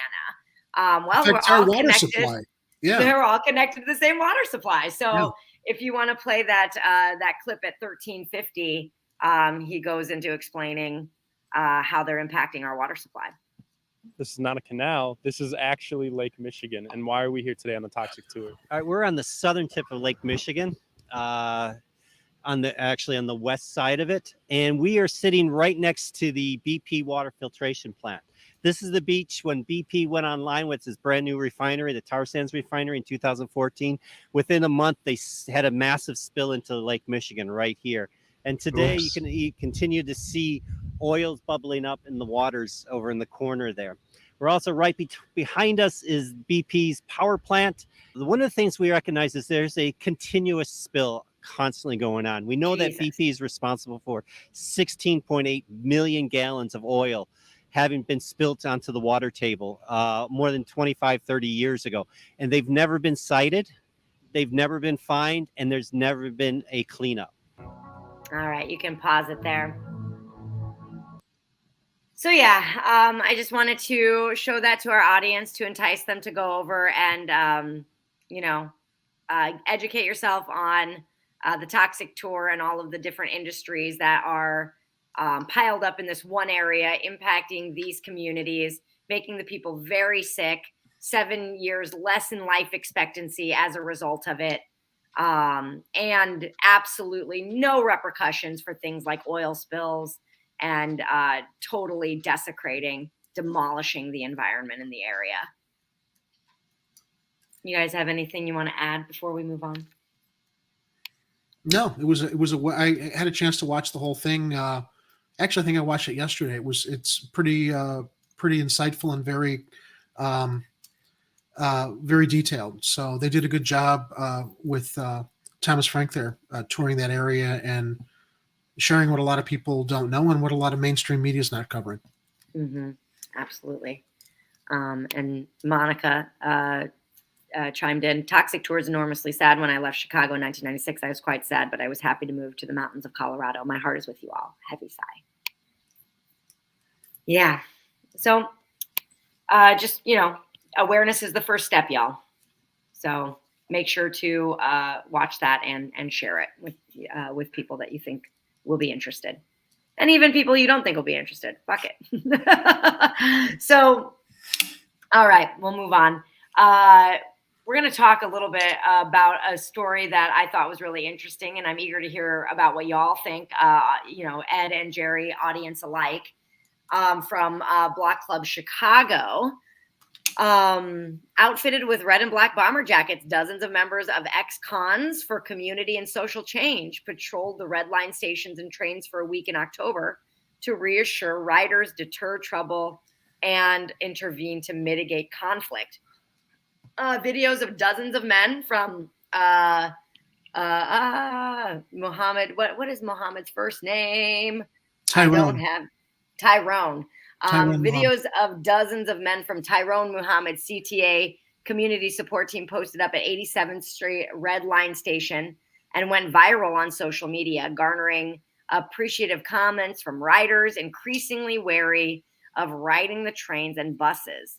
He says, when I reached out to a few people to talk about what was going on with the CTA and figuring out how we get back public safety on the trains, I said, you know what? We're going to do it ourselves. It became like, okay, I'm going to show the city how this is supposed to look. The patrols were temporary. Muhammad used donations to pay for them. They were created on the fly to support neighbors who wanted active change, and the group made it happen. The organizer is willing to continue that work long term, but he needs city or state funding to help. More broadly, local leaders need to think of groups like his as more effective approaches to violence prevention, Mohammed said. Responding to a similar demand to improve public safety, Mohammed's group was recently selected as a part of a pilot program in Bronzeville to add private security to busy streets and residential areas. As CTA leaders contend with crime and disarray on their trains and buses, fed-up commuters have demanded safer, cleaner, and more reliable conditions. CTA employees are also frustrated and frightened. Attacks on CTA operators are on the rise, and crime on trains more than doubled in 2020 compared to 2019. In response, the CTA has boosted the number of unarmed security guards at its station, inking deals with 4 private security firms. In August, CTA President Dorval Carter announced the agency would bring back its canine security teams in a $30.9 million contract to monitor trains and platforms. And I think Mohammed actually has a really good point when he says dogs and hired security guards don't have the cultural affinity or connection to the community. I thought that was a devastating point. Instead of reverting to anti-Black solutions and paying millions for it, the CTA, city and state officials should give groups such as ex-cons for community and social change the authority to lead conversations about public safety, Mohammed said. With more funding, his group could hire men to guard stations, buy cameras, and own cars dedicated to the cause. Why not try something as simple and affordable as using us, he said. You'll spend $30 million on dogs when you can spend $5 million in a year and create a CTA community support system. Kira, I love this story because it shows it disproves the naysayers that say people can't change. Okay. Mm-hmm. This man made this point. They're part of the community. It's not an anti-Black effort. These are people of color who thankfully have reformed. This reminds me of a segment I did for our CAN TV show where I interviewed Melissa Odell of Defy Ventures, which is a national nonprofit whose mission is to shift mindsets to give people with criminal histories a shot at a second chance. That's what this group is doing as well, related to public safety. And I think it's fantastic. And I think it does help show people who would be more negative about giving people a second chance. Okay, people who have had time to reflect on what they've done and try to make good. This is just a wonderfully inspirational story, and I really applaud Mr. Mohammed's efforts. Yeah, I thought it was really inspiring too. Very. And at first I was just like, oh, like, because initially, you know, I try to look at everything from several different angles, and I'm like, is this like a vigilante justice kind of a thing? It's not. Do we feel okay with that? It reminds me of the Guardian Angels in New York, and I hope these guys might be able to get bulletproof vests without getting in trouble for the safety that they're providing people. One of the other neat things that he's doing with this group, and I'm wondering if the Guardian Angels did the same. Hoptocopter actually brought up the Guardian Angels too. Yeah. Is he's outfitting them. Like they actually have like these uniforms, so that they're very noticeable. In fact, right? And so let me bring up. Keep talking. I'm going to bring up the screen so people can see. And I think that that's really important because then anybody who's considering, you know, harassing someone on the train or you know, thieving, you got these guys to contend with. You got these guys, and they look intimidating. They look menacing. Not dangerous, not menacing, but intimidating. They are there to make sure shit doesn't go down. I wouldn't want to fuck with them. Right. Exactly. And that's the point. I think that's great. And, you know, because there is a whole section of the article that actually talks about the outfitting, like the fashion, the style. And, you know, Mohammed, I mean, he seems like just a smart guy because it's a really great way to come at this situation. And like I said, I love what he said about like we are actually invested in these communities, and so it makes more sense because that's what we talk about with policing a lot. Exactly, too. They should live in their neighborhoods, right? Is policing their own neighborhoods, right? And that's exactly what this is speaking to. So I think that it's a great idea. I wanted to bring up one other thing that Tyrone Muhammad brought up in the article that I just thought was interesting and I thought would make an interesting conversation, which is that he's been criticized recently for his political views and engagement. Apparently because photos of him with Republican gubernatorial candidate Darren Bailey had circulated in social channels, including one that I found that thread. I could care less. I mean, look, they're doing. Can I share this video from Twitter? Let's see what happens here. Yeah. It just shows them doing what they do. And you know what? Bailey didn't win, so these people can still do good with their efforts patrolling the public transportation. Well, and I'll just nothing really happens in this video, but it'll give you a good idea of what they look like and what they do here because they're hanging out, right? But for clarification, he said that his organization tries to be at every political rally for both parties and acknowledge being at events where politicians and other organizers were criticizing the Safety Act, which is the Pretrial Fairness Act, right?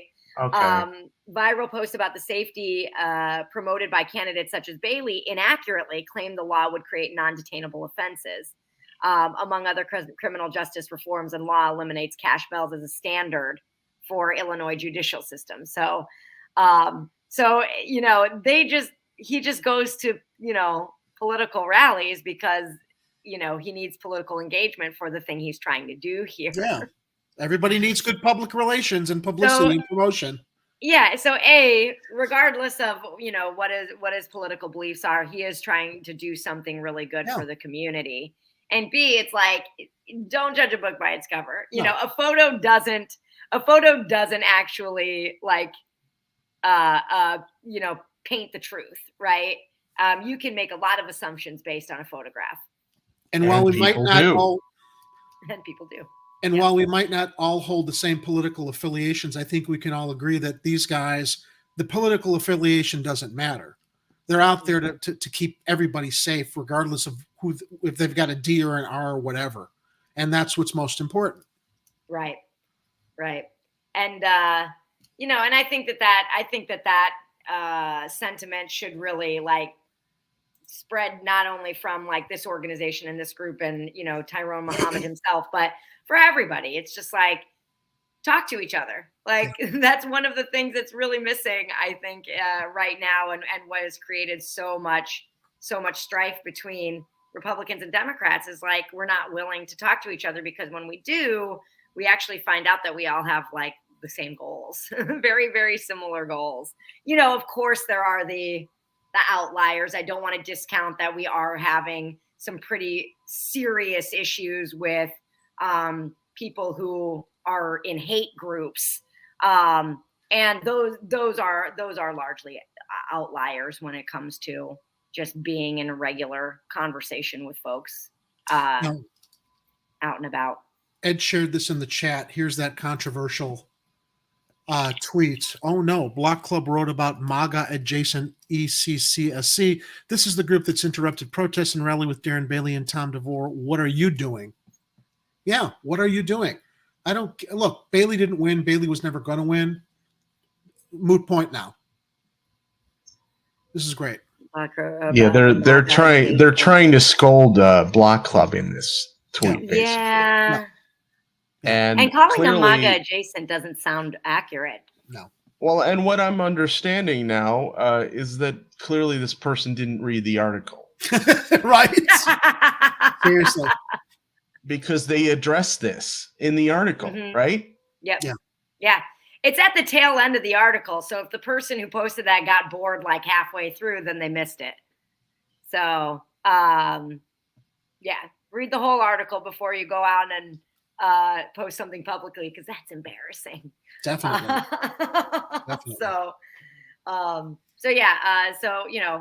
Keep your eyes peeled for those guys. And, they are, let me repeat their name one more time, because I know that they do take contributions. Ex-Cons for Community and Social Change, ECCSC. Cool. I'm glad that we got to talk about them. And I'm really, really happy that we get to talk about this next story, which Oh, it made me cry today. I'm an emotional roller coaster ride, you guys. I did post a video in the show notes. I don't know, Ed or Jerry, if you have that up, but this is about Good Kids Mad City. Waiting for it to load. I saw a Twitter link. Hold on a second. Did I miss the video? It's a Twitter link. There was another video, but I thought that this Twitter link video was actually much better. Okay, It's the efforts that Twitter Good link, Kids Mad City are putting forth with their peace book. I think the link you gave me doesn't actually have the. Oh wait, there it is. Okay, go ahead and scroll up or down or whatever it is. Oh, okay. I got you. There's a is that what you're looking at? Is that what you want? right there. Yep, that's it. All right, let me turn the volume up and we can re-roll it. There's even one before that too. All right, hang on a second. All right, from the top. All right, y'all. Good morning, City Council and Mayor. My name is James Robertson. I'm from the 20th Ward and I'm 18 years old. A recent graduate of High Park Academy and a member of youth-led violence prevention organization Good Kids Mad City. First, I want to thank all the alders like Taylor, Rodriguez, Harrison, Sawyer, King, Dow, Haddon, Martin, Vasquez, Lopez, Rodriguez, Espada, and others who have supported our peace ordinance since we first spoke to them about it. Second, we as youth organizers and new voters hope that the rest of you support our cause for peace. The peace book will empower young people like me to build peace in their communities. The city currently doesn't have a plan to support teens who want to end violence in our neighborhoods. So we are asking that you all pass the peace book so we can begin to make our schools and communities safe. We understand that only 10% of the violence prevention budget has spent this year. We are asking you all to fund the peace book so that we can teach youth not to pick up guns in the first place. Here, let's pause here. Of course, the siren goes off. He's getting drowned out by a siren here. It's in my neighborhood. We've got I don't fire. remember that being a part of the video. No. There's a fire truck with paramedics that just pulled up outside my window. So something's going on outside. So basically, this young man is talking to city council members in regard of supporting the referendum for the peace book. And what the peace book is, it has two components. One, a resource guide and application directing community members to healing and peacekeeping resources, and two, citywide and neighborhood-based commissions that will coordinate peacekeeping activities. So the citywide commissioners will collect and analyze data about their ward, coordinate peacekeeping efforts across wards, and support in disseminating information about the Peace Book initiative. Youth are trained by community-based organizations as peacekeepers that will interrupt violence, facilitate peacekeeping programs, and develop resource materials. And the ward commissioners will do needs assessment by speaking with community members, bringing together rival factions, and overseeing negotiated peace treaties.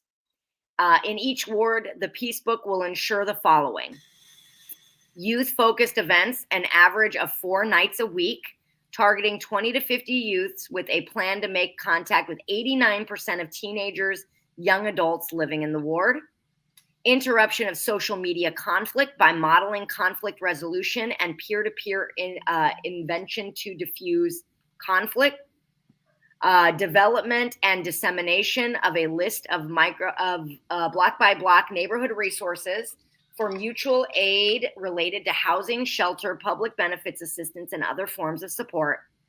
Development and execution of quarterly arts projects that will make the work of peacekeeping visible and beautify the community. Truce negotiations with youth-affiliated factions and provision of alternative pro-social activities.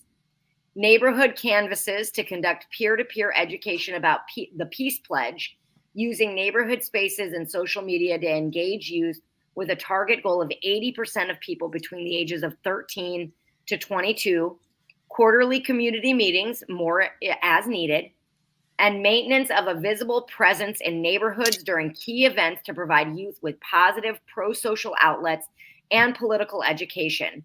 first day of CPS academic year, Halloween, last day of school, 4th of July, during mass protests, etc., and coordination and hosting of quarterly peace marches in their ward. So that's what these kids are up to. It is very cool.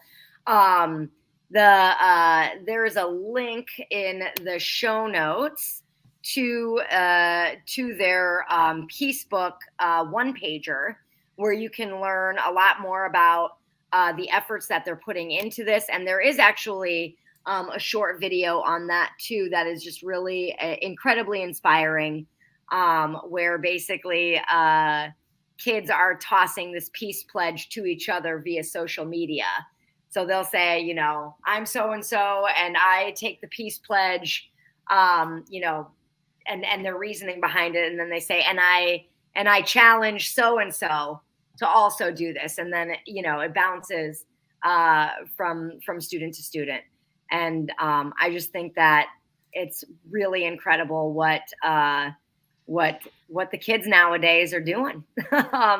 It's just really inspiring, and I'm really proud of them. So how can City Council help?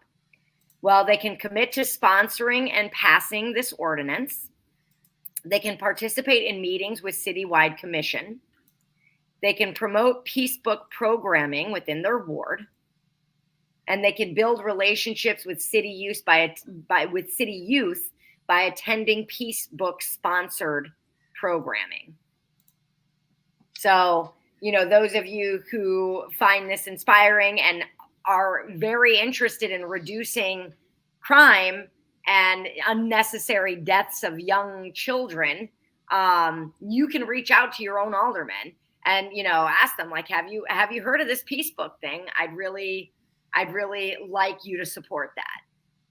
And these are the sorts of actions that we can take as citizens that would actually make a real difference in our communities. You guys have anything you want to add to that? No, a great inspirational story. I'm glad we could share it and guide people where they can find out more. Yeah, I think it's very, very cool. So yeah, go ahead and check that out in our show notes if you want to learn more and if you want to get involved. There's always ways to get involved. So, and the more, you know, and I have it that if everybody did one thing that really inspires them and took action on it ongoingly, not just one action, but inside of like one thing that you really care about, we could really make a big difference, you know. And I'm not just talking voting, right? That's how we started the show off. Like, voting is like literally the barest of bare minimum that you can do. So get involved, take action, take the lead of these young people, because I think that they're going in an awesome direction. Yep. Speaking of young people, there is a quick update that I wanted to point to, because there was a story that you covered, Jerry, on Friday, about the Jones College prep students who took part in a school-wide sit-in on Monday to denounce hate speech and pressure leaders to put an end to a long history of bigotry in the school. And you talked about Joseph Powers, the principal, being removed from his post on Friday after video surfaced of a student goose-stepping in a Nazi-like costume at the school's Halloween parade. And the principal standing right next to him, not doing anything. And this principal has had a long history of other scandals or questionable leadership lapses at the school before this. This is what it took for them to finally get rid of him. Yeah, literally someone overlooking sexual abuse scandals. And, Jesus. Yeah. That is so these students took action. They spoke out. And they basically did a walkout. And I think that there were well over 100 students, if I'm not mistaken. Yeah. And I mean, it's no surprise that they took action on this, because that is horribly uncomfortable. I did in fact watch the video, and I can't believe nobody tackled that kid off stage. Like, where's the going judgment? on? Yeah. Yeah. Now they were threatening the walkout before the principal was removed, and they're doing the walkout anyway. I'm like, hey, if there's any opportunity to still like walk out of school, go for it. But I mean, at least, I mean, they're making a point like this can't continue even after they got rid of the guy that they didn't think that would be removed, the principal. Mm-hmm. Yeah. So, It's a teachable moment. Again, yeah, and again, like, you know, just pointing to, you know, that the youth is very powerful. Like they you know, they do have a voice. And I think that this is another incredible example of them using their voice and demonstrating that, like, they're not going to take this shit anymore.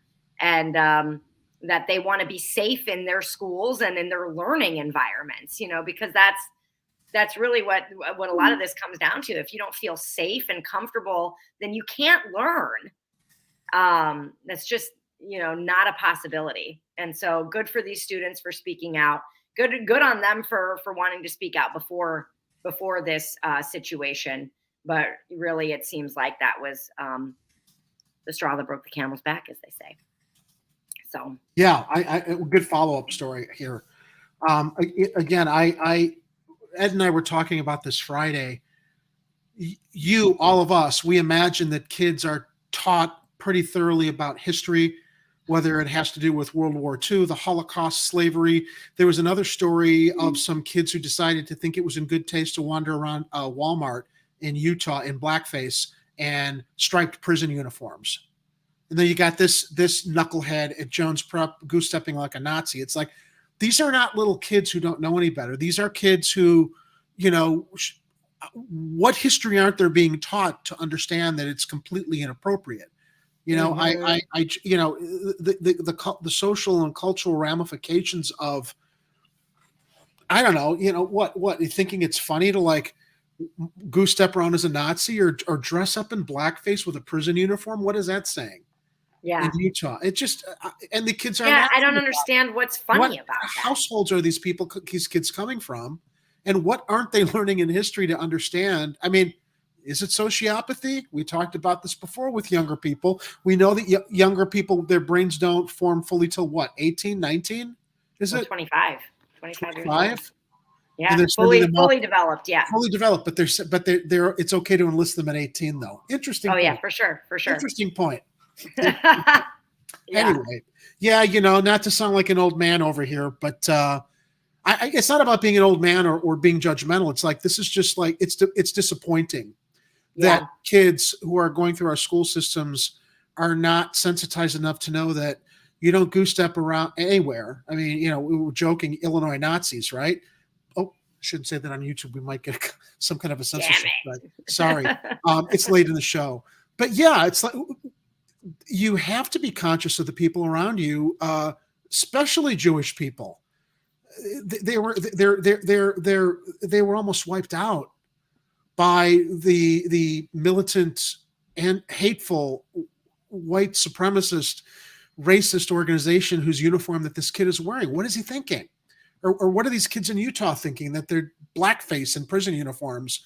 You know, knowing how just utterly inappropriate that is, suggesting what, all black people are criminals, or you're not realizing that like putting on blackface is just, you know, pushing buttons on racism and slavery and everything. It's just nuts, Kira. I just don't know what to think sometimes. Yeah, I'm lucky I was raised right, but I'm noticing this stuff, you know. I think the education, you know, pointing to education is definitely a component, but you said it. It's like, it's the how, like, what household are they being raised in that a parent would say, "Oh, you look like such a cute little Nazi." If the parents knew, You know, we don't know like, if the parents saw the kid go out, but here's the thing: if there's a culture in the household of accepting that kind of thinking, if the kid isn't guided, I mean, it does start in the home. I mean, you know, a parent's supposed to teach a kid, you know, we might be different colors, we might be different religions, whatever, but we are still all the same, and we should all treat each other with the same kind of respect. Color might be different, but our humanity is not. It's really as simple as that. And you know, I sense that some of these kids who come out of these households who think it's funny to put on blackface and are laughing about it even when they're captured on camera by people who are saying, do you realize how inappropriate this is? And they think it's funny. They came from a household that probably maybe might not have encouraged it, but tolerated that kind of thinking, or maybe that kind of thinking was happening. And, you know, kids are the results of the households they grow up in. So, yeah, absolutely. You know, Monica brings something up interesting. I was told that white men are discriminated against now. I walked away being so angry, my goddess. I have to say something, Monica. As an older white man, I don't want to ruffle any feathers here. Get ready. When you start a sentence that way. We are all broad stroke too. And I can't tell you, as someone who has been very left-minded, very I've always prided myself as being someone who embraces diversity and stands up for the underdog, and always is very conscious and sensitive of women's rights, how to treat women. I've got 2 sisters, right? How to just treat people humanely. There is unfortunately also a broad stroking of white males that sadly has to do with a lot of bad white males of my gender who've made it horrible for the rest of us. Yeah. So, you know, you're Harvey Weinsteins, right? You're every guy a celebrity guy with a lot of money that's abused his position, or you know, captains of industry and stuff, right? Not all white men are like that. So I have encountered situations where it's like, I feel like I'm supposed to be ashamed to be a white guy, an older white guy. So I think that we need to be sensitive of everybody and realize you can't broad stroke or discriminate against everybody because of the bad actions of any gender, any race, any culture. Yeah, well, and I think that when we talk about like discrimination, there's a conversation for institutional discrimination and just someone making an assumption about you, right? So some person on the street that says, this fucking white guy, right? Like, fuck that guy. He's a white dude. He doesn't know, right? He doesn't understand whatever there is for, you know, whomever is making that. Yeah. Versus an institution saying, yeah, but you're a white dude. I don't think we can trust you to pay your bills. Yeah. I understand. I understand. And I'm not that sensitive about it. I mean, I'm not like one of these people who's like, oh, why don't they say all lives matter? Why do they say Black lives matter? Because I'm so sensitive about being white. I'm not. White people have done a lot of bad things. And I'm not, I don't take it personally that people, you know, Black Lives Matter is a very, very important movement and a very important statement. And to dilute that with, well, all lives, why don't white lives matter? White lives have always mattered. The point is Black lives haven't until we've had to like throw light on showing the police abuse, civil rights, unarmed people who aren't criminals getting murdered by police. Okay. That's so, you know, I'm not that sensitive about my race that I'm worried about. Oh, I'm white. I'm offended that you would. But still, it's just. But there are broad strokes being brushed, and you are right about that. So, you know, I do think it's an important topic to talk about, because I do think that there are a contingent of, you know, of white men and even white women who are being brushed with broad strokes, and at the end of the day, those of us who are extremely sensitive to it, like what you're pointing to, Jerry, like, come on, no, Black Lives Matter. We can say that. And not be offended Jerry, like it's a slam on my white race. And not be offended like it's so, yeah, exactly. Because institutionally, we have not been discriminated against. That's right. And there is this like huge pendulation that always happens, right? Where it's just like all of a sudden we're going in the other direction, and it's like, all white people are horrible. And it's just like, that's not true either. It's not. And I've also seen now that more diversity has been embraced, representation has been embraced. I'm sadly seeing those that were put down before using their escalation to basically put their boots down on the rest of us now. And missing the point that it was always about equity, not suddenly because you've got the pulpit or the platform that, you know, if whether it's about representation or diversity, that your equity does not rely on standing on the rest of us now and forcing things on us. This was all about all of us being equal and treating each other respectfully, not suddenly I got to take what you want to shove down my throat any less than you should have taken anything I want. I don't want shoving things down people's throats. Right. But you know what I'm talking. And I've seen this a lot. maybe I'm not making the sense that I hope to. We're shoving things down people's throats here. Oh, that's what she said. No, but we've seen this right now in what they call the culture wars and SJW culture and woke culture, right? Suddenly woke culture is kind of getting a little bit insane. I understood woke culture was important, but now it's completely gone on the other extreme. And that's not good if you want to have allies, because you can't suddenly, woke culture can't suddenly start dictating to all of us how we're all wrong and just step on everybody else now that they've got the microphone. It's equity is about equality amongst everybody. So there's my soapbox for the night. Ed, you've been really quiet this evening.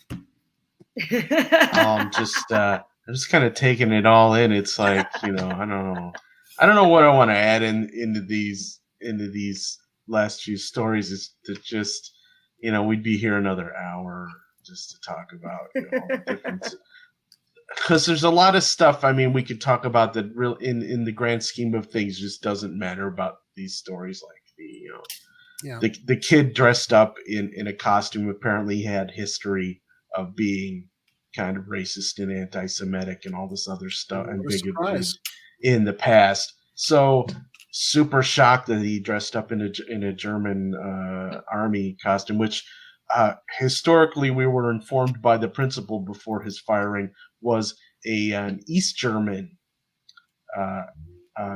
army outfit, not an actual Nazi outfit, regardless of the fact that the kid was telling kids he was a soldier from the 40s. So Illinois Nazis. I hate Illinois Nazis. But yeah, I mean, that was just, I'm like, okay. I'm like, we don't need to spend a year talking about that. No, we don't. Lots of people making bad choices.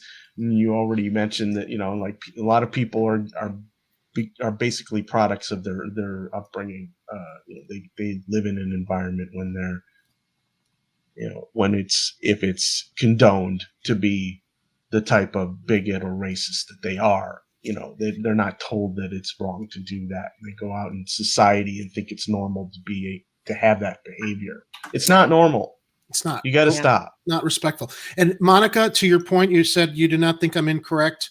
It's not about me being correct or incorrect or right or wrong. I didn't take your comment the wrong way. I guess I just felt that when you shared what you shared, maybe I misinterpreted it. It just it triggered me into wanting to share something I've often thought about that was related to what you were saying about how, white men being discriminated against or maybe broad stroked and judged because of the actions of other bad white men. So yeah, absolutely. And again, it's one of those things that I think that we, as a people, as a society, don't talk about enough, right?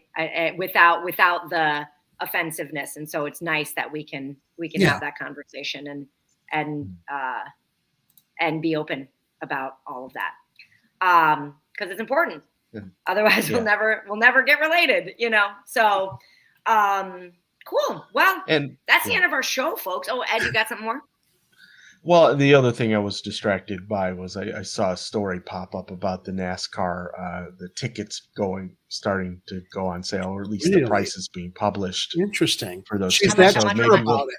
She's that sure about it. Maybe we'll talk about that on Friday since we're little kind of wrapping up the tease. Yeah, let's see that one. All right, sounds good. All right, Dudaroos. Thank you for joining me, Ed. Thank you for joining me, Jerry. Thank you for joining me, everybody in the chat. I so appreciate you for being here and contributing to our show. My name is Kira. You can catch me here next Tuesday again. But you can catch Jerry and Ed on Friday night at 7:30 p.m. right here on Chicago Corner. We'll see you next Tuesday. Get out and don't come back until you've redeemed yourselves.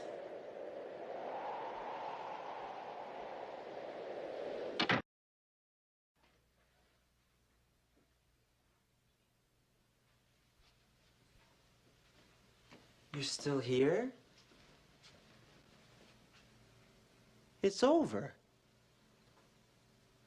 Go home.